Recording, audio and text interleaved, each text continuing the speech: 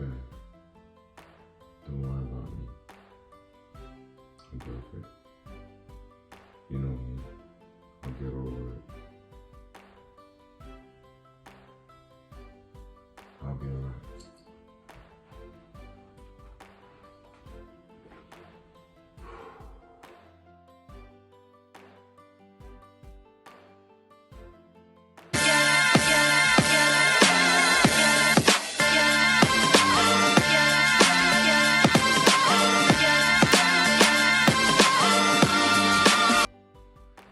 Hey, welcome back to my channel, guys. I want to start off by thanking each and every one of you guys for the support you have given this platform. The support we got on our Bible series, it was amazing, guys, and each and every one of you guys that's watched it, has shared it. You're the best. You're a star. Thank you. I'm grateful. Our first Bible study, we had 508 views, and I've never had 508 views on this platform. That's a goal I've reached, and it's all because of you guys. So I want to thank you. The title of this message today is called Close to the Vest.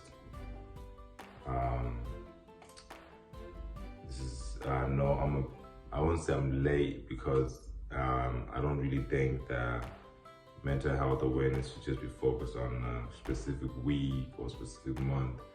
This is supposed to be something we speak about daily, even because mental health, it's something that's there 24/7. It's something that's affected 24/7.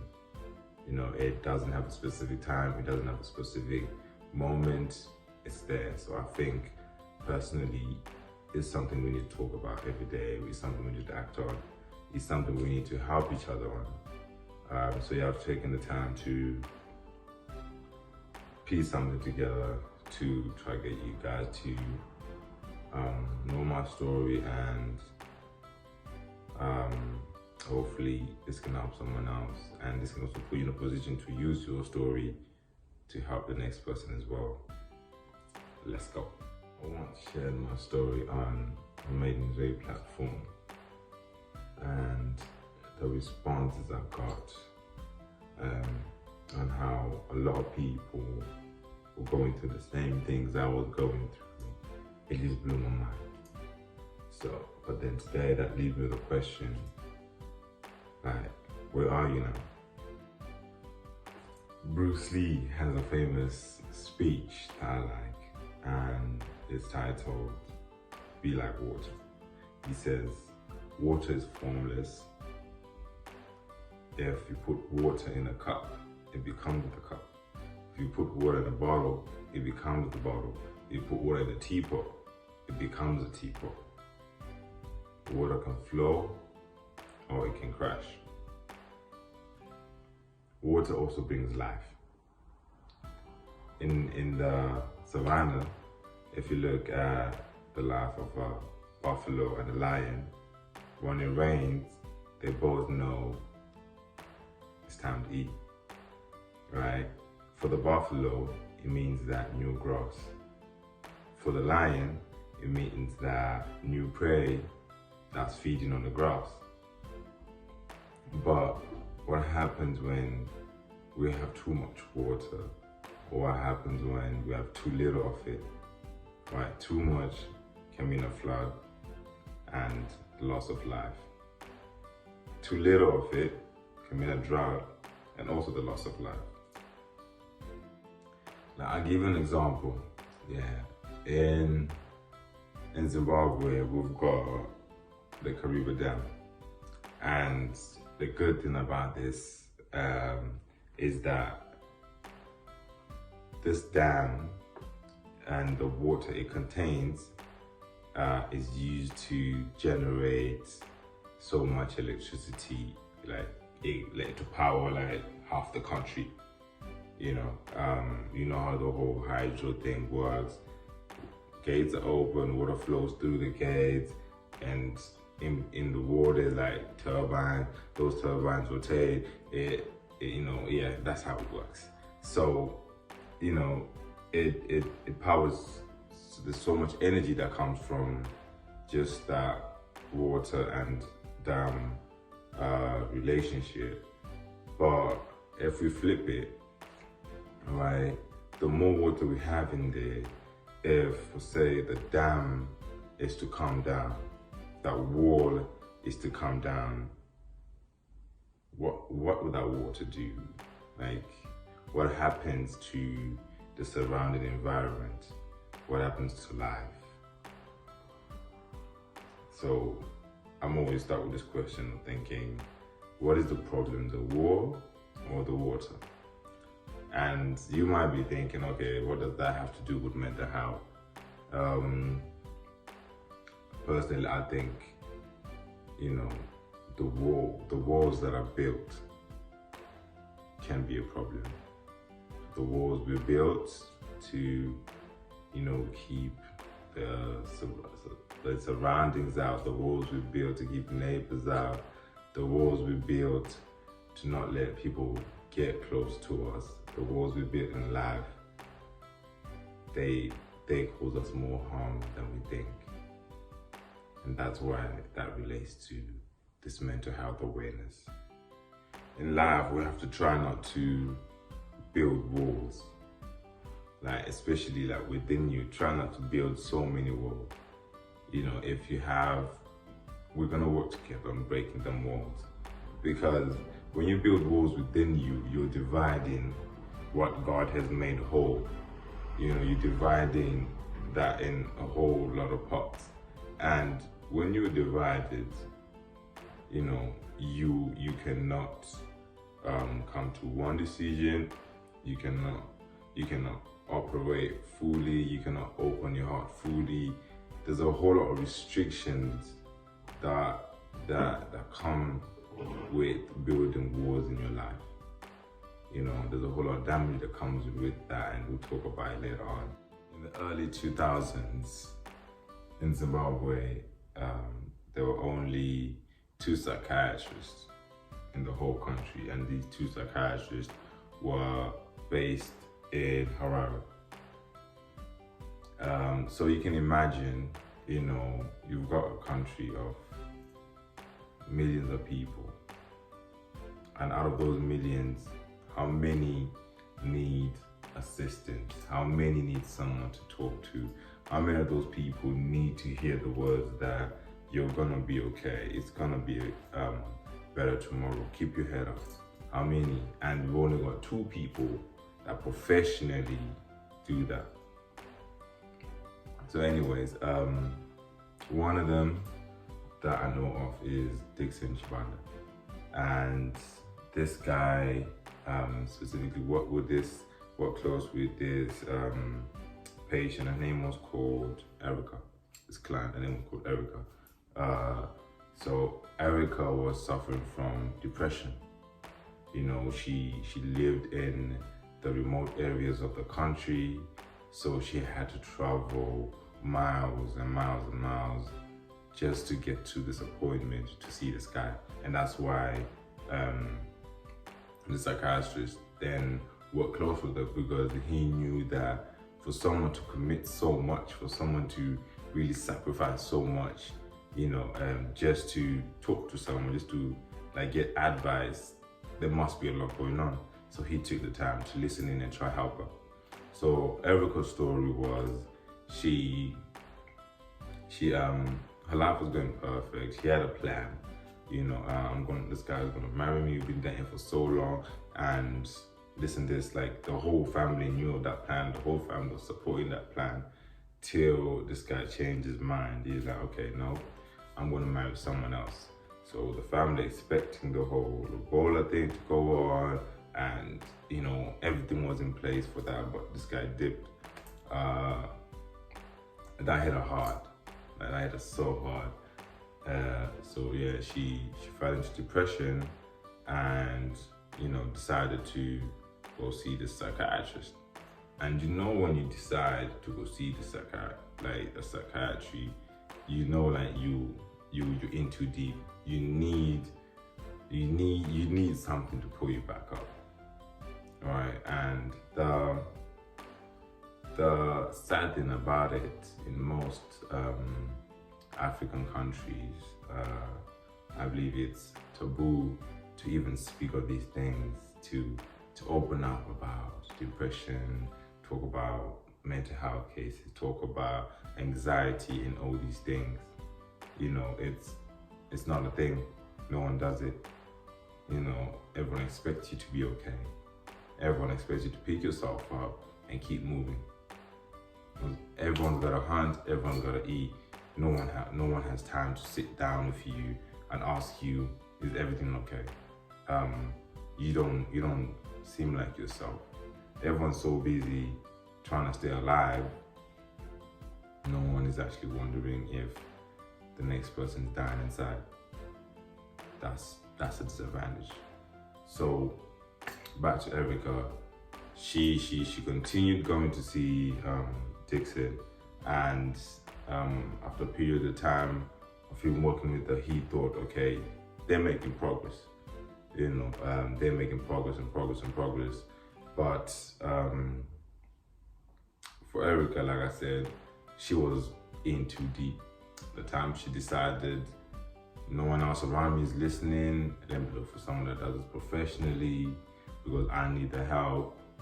She was close to the end, so she actually ended up taking her own life. And it's very sad because, you know, maybe it could have been avoided if a family member had turned around and said, yay, what happened last month was really terrible. What happened last year was really terrible. How are you dealing with it? Instead of just expecting you to actually be fine with it. So that's one story. Number two, survey that was conducted in 2004, and this is in the UK.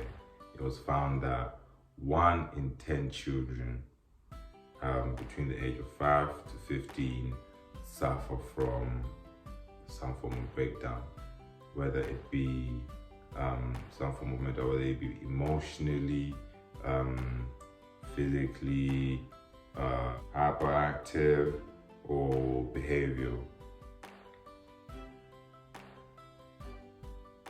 In the newly conducted survey, it's now 1 in 9 between the age 5 to 15 that suffer from these, right? So if you're someone that's living in the UK and got a family member, or actually even between the ages of 5 to 15, almost likely, you know, you're watching this and maybe you've got kids, you've got cousins, you've got siblings within that age. It's all right, like, you don't lose anything on checking up on them. You won't lose any sleep on just hearing how the situation they had to deal with yesterday turned out to be like, or how they've taken it to house, right? Because what a holding on to pain does is, you know, it's like you're going to battle with your emotions each and every time. You're going to battle with your decisions every time. Like, you know, you literally have a war going on within your head. The more you hide those feelings, you know, the more you push them back, the more you think, yeah, I'm fine, I'm okay. Hey, come on, you know me, I'm gonna be alright. The more you do that, yeah, they're not disappearing. Those feelings will still be there. It's like you literally just throw them in a backpack that you carry around every single time, you know. But then when something similar happens, or literally something so drastic, it hits you the same way the other situations have hit you, that whole bag of feelings, and you know, it's opened. and it triggers a whole lot of things you didn't know that you still had in you, a whole lot of feelings you hadn't dealt with, and that's how we seen that, okay, cool, this guy used to be so quiet, he used to be so chill, but the one time he got into a fight, he blew up. It's not because that's who he is, no. He had a whole lot of things he was just, taking in.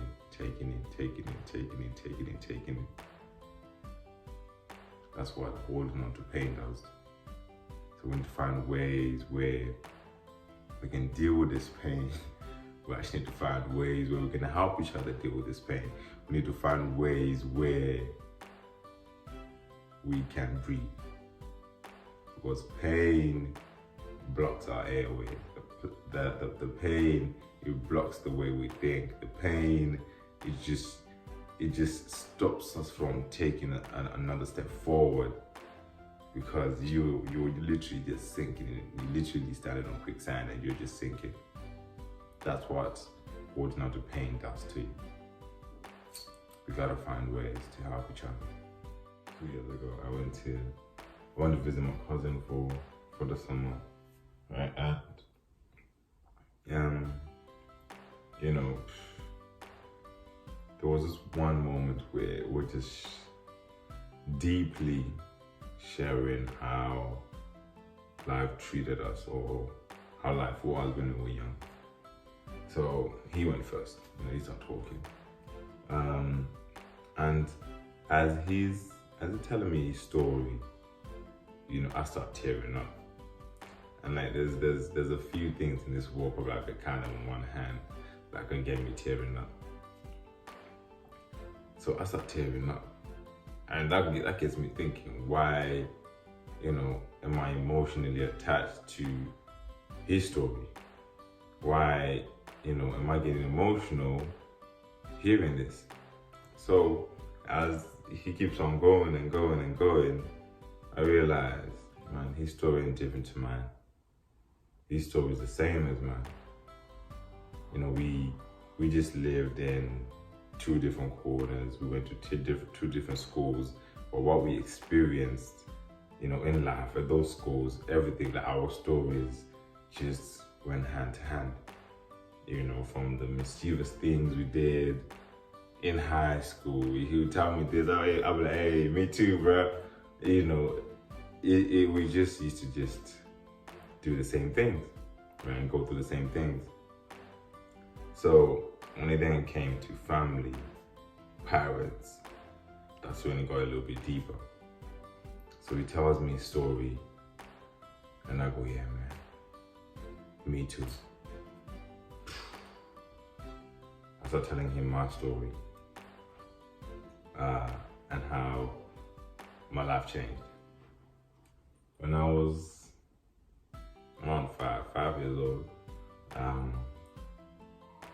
my mom left third world country to come to a first world country to secure a better future for her children.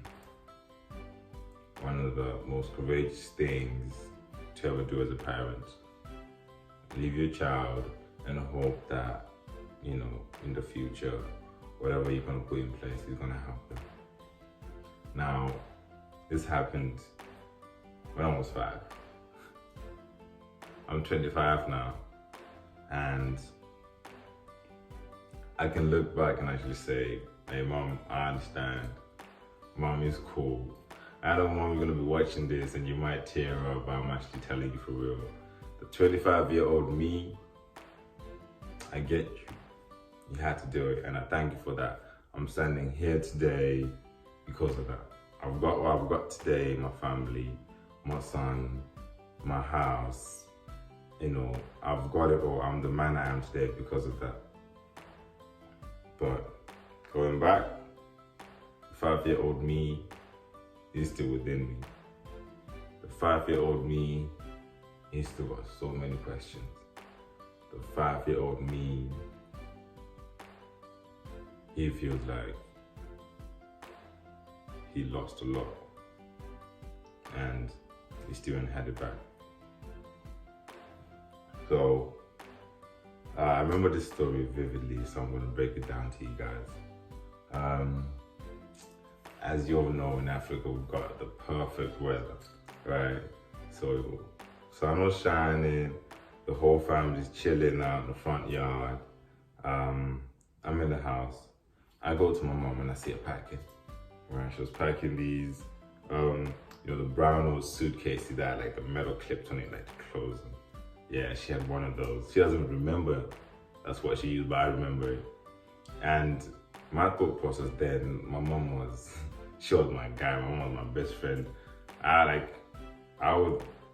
wouldn't worry when I saw my mom getting ready. I would just put on my shoes and I know, hey, I'm going too. That's the mentality I had, and that's the mentality she put in me. So this time, I see a podcast, I'm like, cool. Mom and I about to go somewhere. And I'm thinking, cool, I'm gonna go Sunny to see Granny.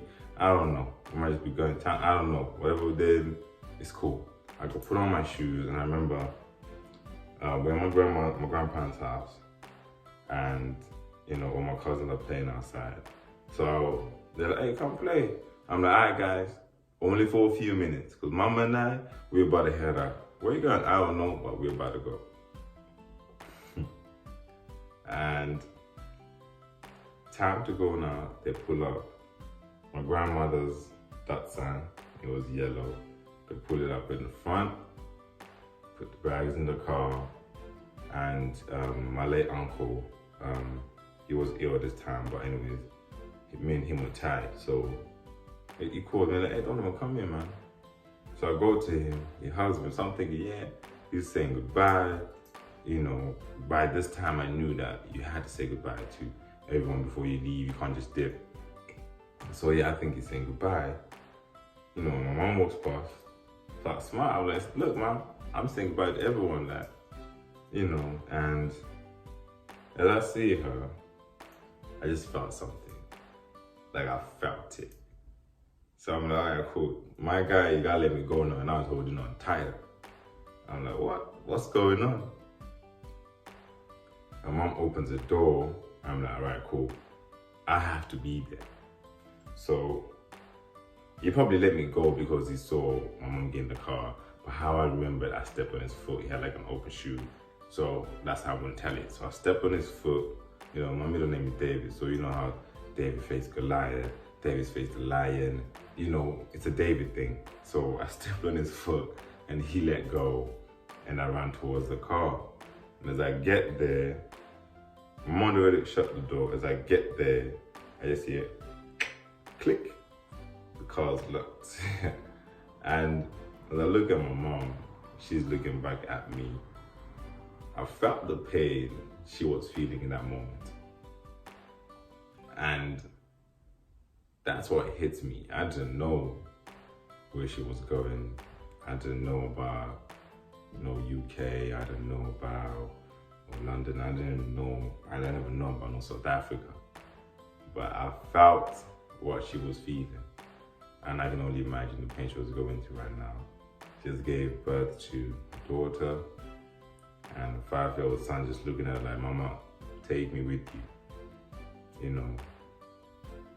So the car starts to drive off, and I'm holding onto the handle, and I'm screaming. Like, I'm screaming.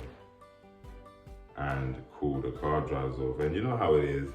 And I was spoiled, guys. Like, I had it all, so I knew that if I suck, it's gonna work. And I really feel bad because my son started to do it, and it's really getting to me. I can't do anything about it. So as I see this car driving off, you know how it is as a kid, you throw yourself to the ground, mom would run, pick you up as you're crying, and say, what happened? Is it the floor? You're like, and then she hit the floor like bad floor, and then you would smile. That's what I wanted to happen, right? So I threw myself to the ground. I look up, this car's still driving off. I'm like, hey, something's wrong, man. I get up, I run to the gate, the car drives off, threw myself to the ground again. I look up and this car's gone. Yo, I'm crying. My face is just all tears. And my brother comes And she's like, we don't want Gogo's here for you. Those are exact words. And I don't know how I was feeling or anything like that. I couldn't comprehend what was going on. But everyone knew. My granny just knew at that time I just needed comfort. But till I kept quiet. So yeah, she took me in the house. And from then, I do not remember a single thing about that day. And that has haunted the 5-year-old in me for my entire life. That broke the 5-year-old in me. And I'm struggling to heal from it. You know, I couldn't comprehend what was going on. So, you know, you can't really prescribe something if you actually don't know what the problem is. Albert Einstein says, you know, if you don't fully understand something, you cannot summarize it. That was me. No one explained. They just kept saying she's coming back. She's coming back. So next day I wake up expecting her to come back, nothing. Next day I wake up expecting her to come back, nothing. And then I got to a point where I had to adjust. Mama ain't coming back. Mama left. It's just you. Boom. That's when it all changed. Now, I'm saying I had to adapt. I lived at my grandparents' house. And it wasn't just me. I lived with a whole lot of cousins, you know, and we didn't have this whole cousin thing going on actually. We were just brothers and sisters, right? So one of my sisters, actually two of my sisters lost their father, I think that year or the year after. No, not even. They lost their father earlier that year. Yeah, they lost their father earlier that year. So, you know, things were pretty tense. So anyways, moving on, they then lost their mother. So a couple of days ago, I asked my sister, I'm like, how do you deal with it? You know? And she was like, Tony, I never dealt with it. You know, I really, you know, as a kid, you could fall and scratch, you know, and start bleeding. But because your peers are just running around, they're happy, you get up and you continue, you forget the pain. You know, you just carry on enjoying. That's what we had. I was hurting. My sisters were hurting, but we would play. We would be happy. So that pain, it kept getting pushed back and back and back and back and back.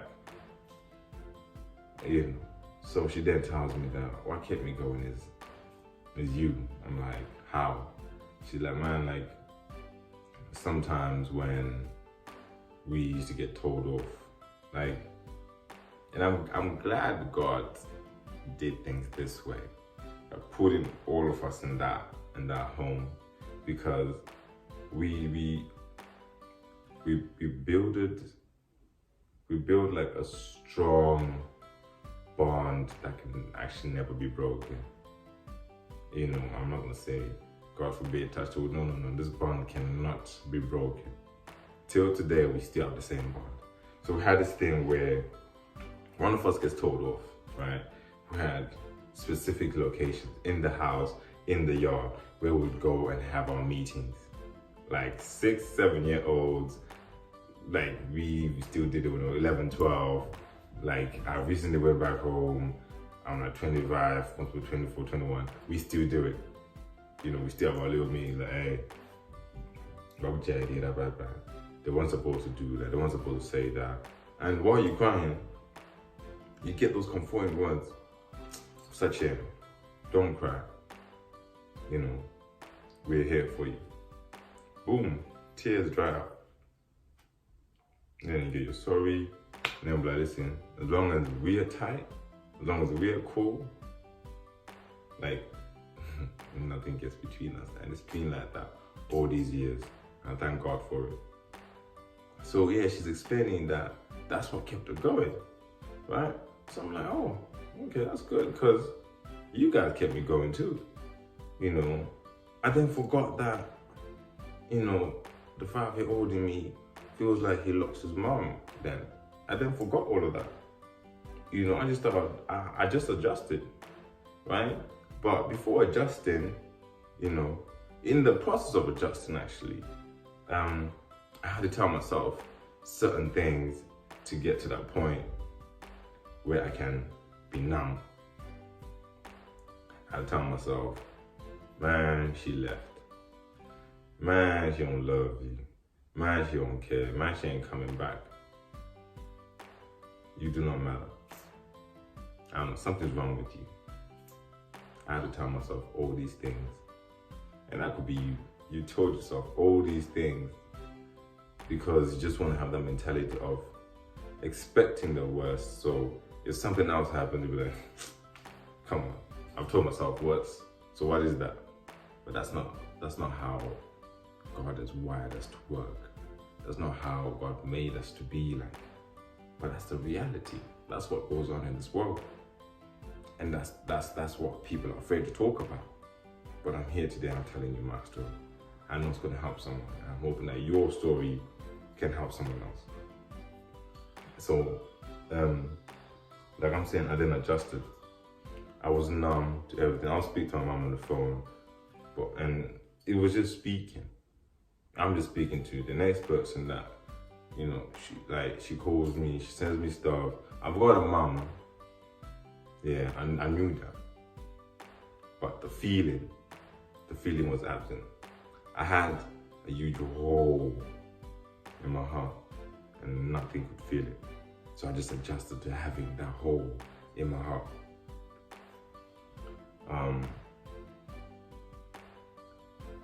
Don't a lot of people see this, you know, and even a few people that I'm telling this, they'll be like, wait, what? You? Nah. Yeah, not a lot of people see this, you know, but I knew it myself. You know, I didn't know what it was, I didn't know what's going on within me, but I knew there was something.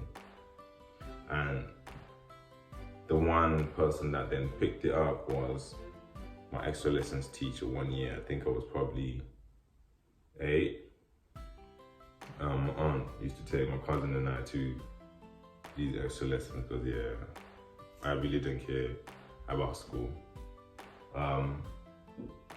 So, you know, I'll be in this class, she's teaching, she's telling us, right there, do this, do this, do this. And I always used to make sure I sit by the window. Growing up, I always sat by the window. And they would talk to me, she would talk to me for the next hour. And I wouldn't even call my name, it'd be shut, I wouldn't even hear it. I'd just be looking out the window, daydreaming. And I thank God for that, because even till today, I've got a wild imagination. Right? I'll picture something that's not there as if it's there. So that's what I start to do. I'll just create like scenes of life, different parts, and say, okay, cool, I'll join this and this. And I'll smile, I'll laugh. To today, if I'm sleeping, like, if I laugh in my dream, I'll laugh out, like, out loud. My son's doing it, it's something else. So I used to do this, and, you know, my teacher sat down with me and she tried to speak to me. I guess that didn't work. And when my aunt came to pick us up, you know, she got asked the question is everything okay at home? And with Donovan. And, you know, I bet she was probably like, yeah, everything's fine. I mean, he doesn't struggle eating, he eats a lot. I used to be skinny, but I ate a lot. He plays, I used to like, even till today, I love my own company. Like, I would have my own toys, and I would talk to myself. No, it's not crazy, no. I enjoy doing that, because playing with someone else meant ruining the imagination I've created. And I didn't like that. I just didn't like that. So he's like, yeah, he's happy and all this. Like, nah. My teacher's like, no. He has a hole in his heart. Like, he's missing a certain piece. Like a huge part of the puzzle is just missing. You know, and you can't just, you can't just fit in a piece. I mean, I know if you forcefully fit a piece, it might seem like it's supposed to be there, but no. So, mom then, I told her, yeah, his mom left him, she's in the UK, this and that, this and that, this and that. I didn't even hear the story 2 years later. So cool. I was the first person to notice that, okay, cool, something's wrong. But as for me, that was my new normal. Until today, I still have those things. Till today, someone can tell me the most hurtful things. Even family can tell me the most hurtful things I taste and whatever. And I'll shoulder shrug it. Okay. I'll move on in my life. People could leave my life. Shoulder shrug it. Okay. It's cool. I'm gonna be alright. I'm okay. Even though, like, mentally sometimes I think, hey, this is supposed to hit you hard, man. Why don't you feel anything? I'm numb. I've adapted to it. I had to. In order to survive, in order to be okay, I had to. No one was there asking me. No one helped me break down what's going on. I had to find my ways to get through. And that was it. Like, keep people at a distance. That way you don't get hurt anymore. And I know I'm not the only one at this. There's a lot of people out there. You're afraid of love. You're afraid of letting people in. You've been hurt before. And you don't want it happening again. But you're hurting yourself by doing that. Probably a lot more than the next person will hurt you. That's the reality of it. I hate you on another story. If this hasn't impacted your life, I hate you another story. A work friend of mine, right? He lost his dad when he was probably 4. And I was speaking to him last week. I'm like, hey man, you've been my boy for so long. I know this has happened. I've never asked you, how do you deal with it? Are you okay? Talk to me. Never have. He's written down so many like poems, yeah, and he'll send them to me like, hey man, read this, and I'll read it, and I'll feel something. I'm like, he's trying to tell a story. He's trying to tell me something. He's trying to tell the world something. But who's listening? No one. And I'll reply to him, I'm like, hey man, that's deep, that's deep. When you gonna post this? Da, da, da. And he wouldn't feel like posting just like something just put it back, like, no. That's because of how we were raised. It's taboo. You can't just open up like that. You can't just be vulnerable like that. Big boys don't cry. That's how we're raised. That's how we think now. But is that okay? No. People need to know how you feel. In order to know you, you need to know how you feel. That's how it's supposed to work. Right? So, I'm talking to him, I'm like, man, talk to me, bro. What's up? And he's like, I'm gonna send you a poem. So he sends me this poem that he won't send me like a year back. And I read it. But this time when I read it. I'm like, man, this is so deep. I felt him. Right? This guy's my brother. Right? His mom is my mom. His sisters are my sisters. Like, legit. So, what he was saying, I felt it. And this is his story.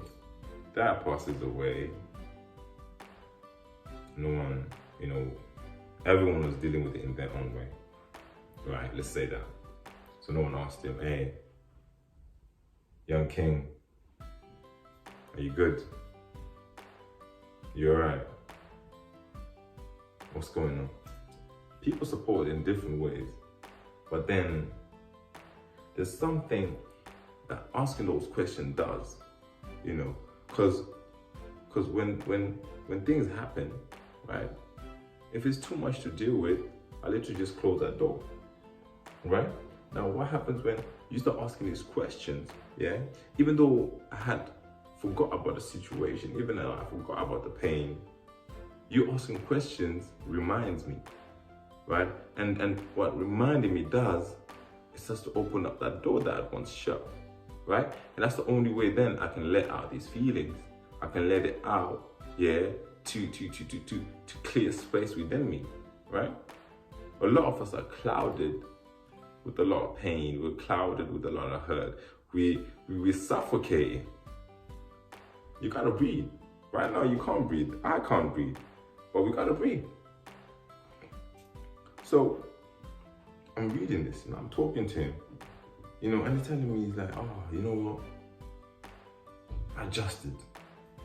I had to, because now people are looking at me as I had to be the father of the house. You know, I had to do this and that.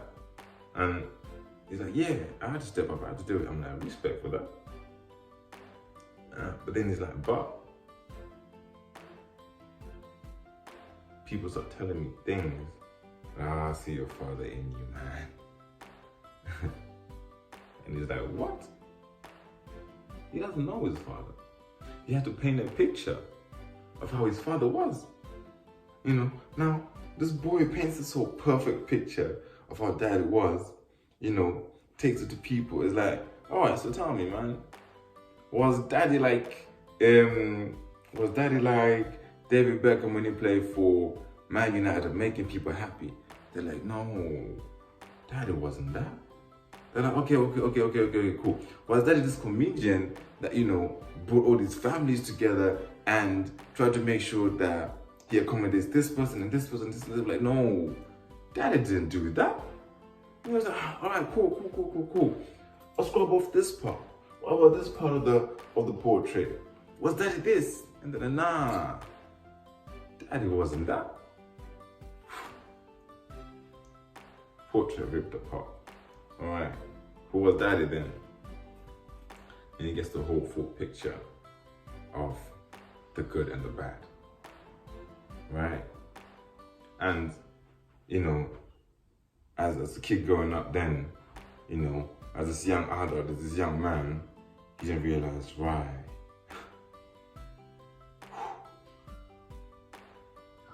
I thought he was my hero. I thought he was perfect, but it wasn't. That it was this and that. Man. And then, as you're saying that, right? As he was saying that, he's looking in the mirror and he's seeing what people were saying. Like, hey man, you remind me of the. He's like, damn. I do that. I do this and that. That good and bad is like my good and bad. Wow. Who knew? I didn't ask him, so I don't know. Right? A lot of people don't know. But that's his story. That's what he deals with. Right? So what then started to build, what then started to cook up, you know, is a whole lot of anger, a whole lot of bad emotion. And, you know, it was like so much anger built up that one little poke, poof, dynamite. That's what will happen. But do we need to carry so much lethal weapons within us? Do we need to be a weapon? Do you need to carry all this energy within you that could cause destruction? No. But we don't know how to let it out. We don't know how to deal with it. We don't know what the solution is supposed to be. We can't breathe.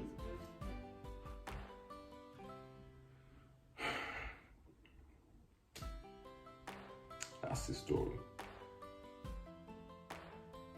And at the end of this poem, he then says, but wait, what a blessing in disguise this could be. You know, I didn't know my daddy, right? I didn't know my daddy.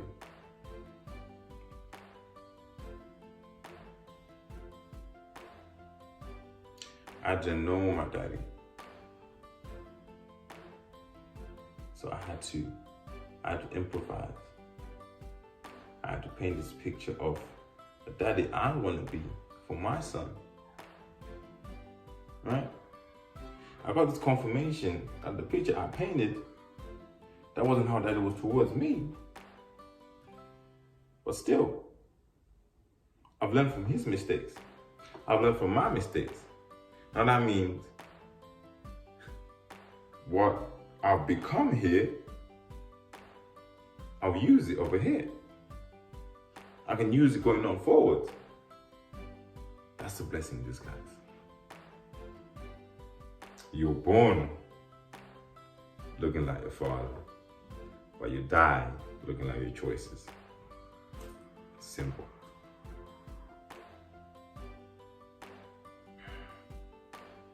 I could hit you another story as well. This one's mine again.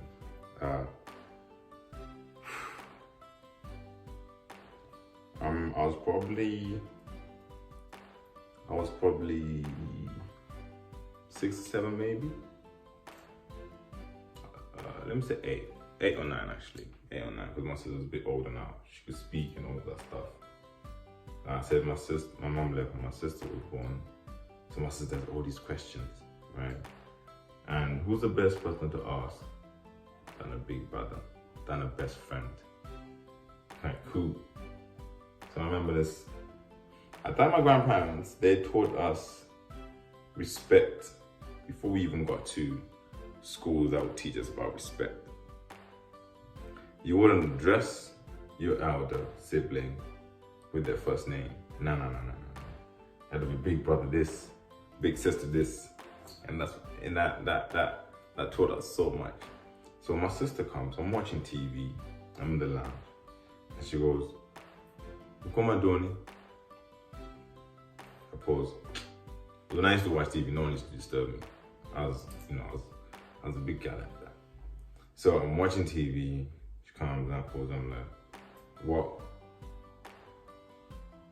And she goes, "Where's this picture on the wall of my dad and mom and their wedding day?" It was a big picture. So my sister goes, "What was mommy like?" Whew. That took me out. How are you gonna answer the kid?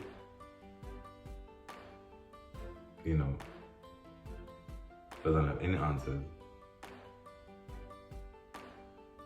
And I felt like I didn't have the answers. I could have told her, "Hey, mommy's the cool mom. Mommy used to, we used to have our little strawberry garden we used to water every day after kindergarten, right?" I could tell her, "Hey, mom used to spoil me so much. Like, she'd take me shopping almost every weekend. Mom used to take me to Green Grove to jump on the swings and the rides. Mom used to take me to these pageants and actually won one of them. Mommy was so cool. Mommy used to give me money to go buy candy at the store in St. Martin's, and she'd tell me, don't talk to strangers." I could have told her that good. With a little bad. There's one time my dad disciplined me, and I saw my mom standing there just watching. And I'm crying to him, like, "Mama, come help me." And this guy's doing his thing. Afterwards, he goes to sleep. Then mama comes. I mean, if I knew now, I'd have done that. I'm full, I don't want. But I was, she came like, "Oh, sorry. I should have told my sister that. I'm like, yeah, but she did me dirty then. Because she really was just watching this guy just, do his thing. Just, like I should have told my sister that. But I didn't. Because I hadn't dealt with mom's situation. I hadn't handled it. I still had the pain within me. So as soon as that question came, I lashed out. My sister was young then. She didn't know any better. She was just trying to get answers. You know, she had her own questions. Did mommy leave because of me? Was I not good enough? What was wrong? So, yeah, she asked me this question, and I was my sister's. I was my sister's protector. I was a guy, you know. If any of the other sisters or brothers bullies her, she knew that she would come running to me, and Big Brother Donovan would sort it out. She brought this one question that was eating her up, and I couldn't answer it. I didn't know how to. So I lashed out. For the man, why you gotta ask me something like that? What kind of question is that? It's the kind of question to ask what someone doesn't know. I should know any better.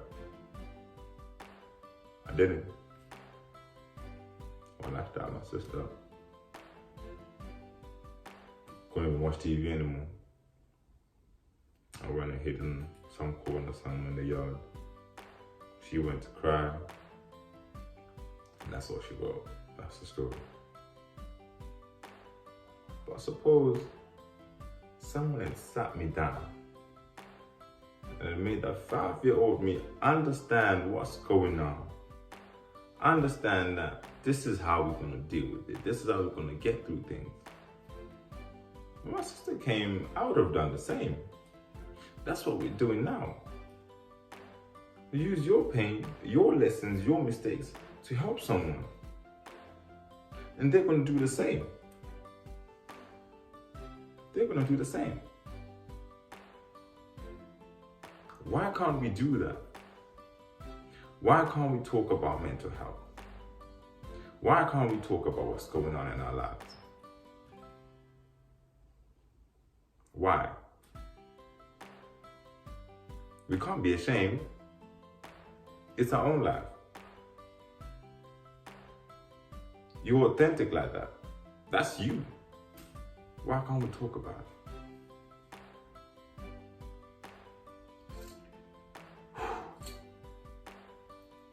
Yeah. Mental health awareness.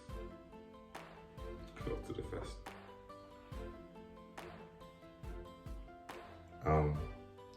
Steve Jobs says, you can't really connect the dots looking forward. You connect the dots looking backwards. That's what I'm saying. It's so important.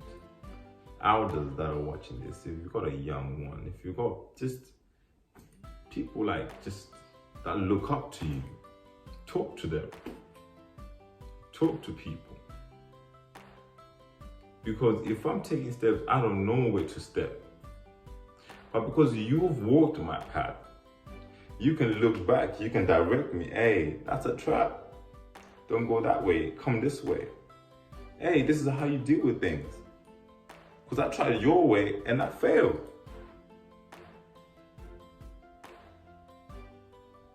And even if I tried doing things this way, don't push me down. Don't text me hurtful things. You know, I'm trying to figure out things my way. I'm trying to build something. All I need you is to support me. My way is not your way. I'm different to you. Support me. What I choose, support me. Let's support each other. Right now in the world, all we're doing is breaking each other. Yeah, we're already broken. And you don't even know it. Your son's broken, your daughter's broken, your siblings are broken, your cousins are broken, your friends. and you don't even know. Or if you ask, hey, if someone says, we'll make comedy out of it, we'll diss you, we'll joke about it. Till when? Rather it be a phone call asking, how are you? Than it being a speech or a eulogy at a funeral. You make the decision. How do you want to take what I've told you today and use that to make lives better? You can only connect the dots looking backwards. Just gotta trust that the dots will connect.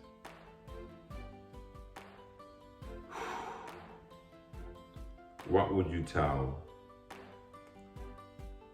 the younger version of yourself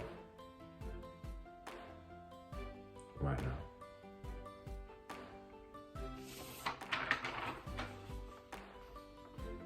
I'll tell them you're worthy.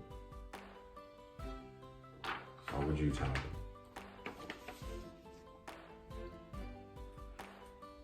With what you've told the younger version of yourself, what would you tell yourself right now? What would the younger version tell you right now? I'll tell myself, always believe.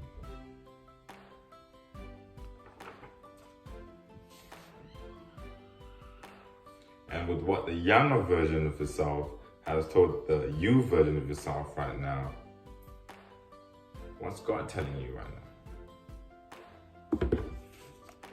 God's telling us in 2 Timothy 1 verse 7, for God has not given us a spirit of fear, but of power and of love and of a sound mind.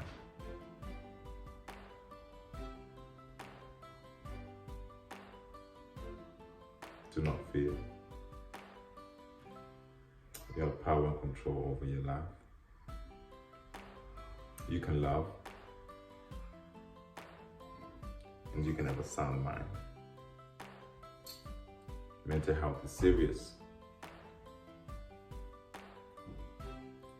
But it can also be dealt with. Stop ignoring it. It's real. Lastly, I'll tell you, breathe. It's okay to not be okay for a moment.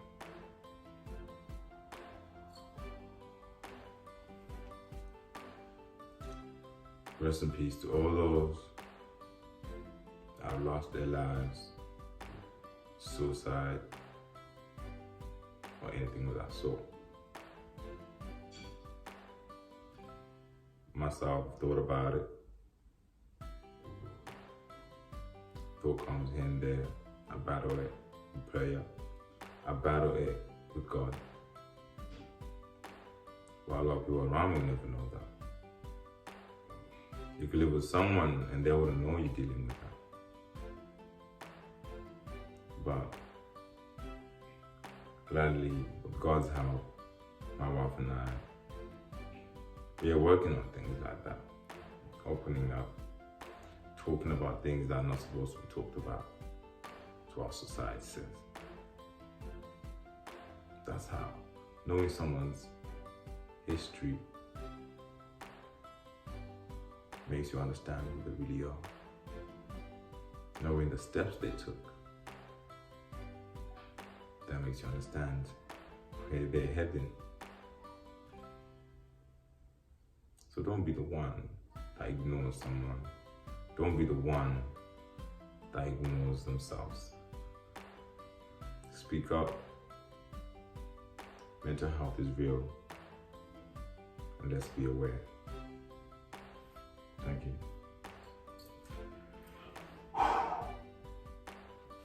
Lastly, this message deserves to be seen by someone else. That's not you. I'm grateful you watched it, especially to the end. If you haven't subscribed yet, down there, if you click on that little box, I'll give you the option to subscribe, please do. As soon as you finish watching this, as soon as you finish subscribing, comment below what you're dealing with. Don't worry about other people seeing it. Comment below. I've told you my story. Tell me yours, and let's work together. This is a channel called Believe with Donovan and Believe in Donovan. I'm working toward God to cleanse me, to heal me. Let's walk together. And lastly, share this to someone else that needs to hear it. Thank you so much. God bless you.